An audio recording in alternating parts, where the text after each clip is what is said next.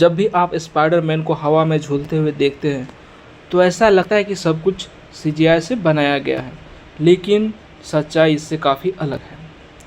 असल में एक्टर या स्टंटमैन को बेहद मजबूती स्टील केबल से लटकाया जाता है। उसी केबल पर खास पेंट और फोम या रबर की कोटिंग की जाती है ताकि वह कैमरे में स्पाइडरमैन की वेव जैसी दिखाई दे। इसके बाद पोस्ट प्रोडक्शन में उसी केबल को हटाकर उसे सीजीआई की मदद से बिल्डिंग से जोड़ दिया जाता है। अब बात करते हैं वेब शूट करने वाले क्लोजअप सीन्स कि जब स्पाइडरमैन किसी दुश्मन पर वेब फेंकता है या किसी चीज़ को अपनी तरफ खींचता है तो हर बार सीजीआई का इस्तेमाल नहीं होता है। कई सीन्स में special effect team compressed air की मदद से फोम बोर्ड लिक्विड शूट की जाती है, जिससे वेव का इफेक्ट और भी रियल लगता है। सबसे खतरनाक हिस्सा होता है स्टंट।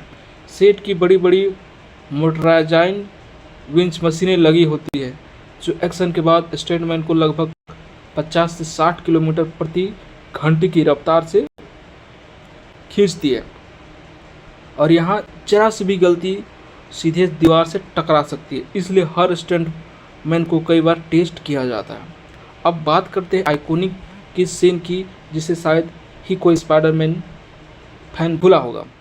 इस सीन में टोबी मैगवायर को लंबे समय तक उल्टा लटकना पड़ा था, जिससे उनके सिर से खून का दबाव बढ़ रहा था और ऊपर से सीट पर लगातार नकली बारिश हो रही थी, जिसकी वजह से पानी उसकी नाक में जाता रहा। स्क्रीन पर यह सीन जितना रोमांटिक दिखता है, असल में उसे शूट करना उतना ही मुश्किल था।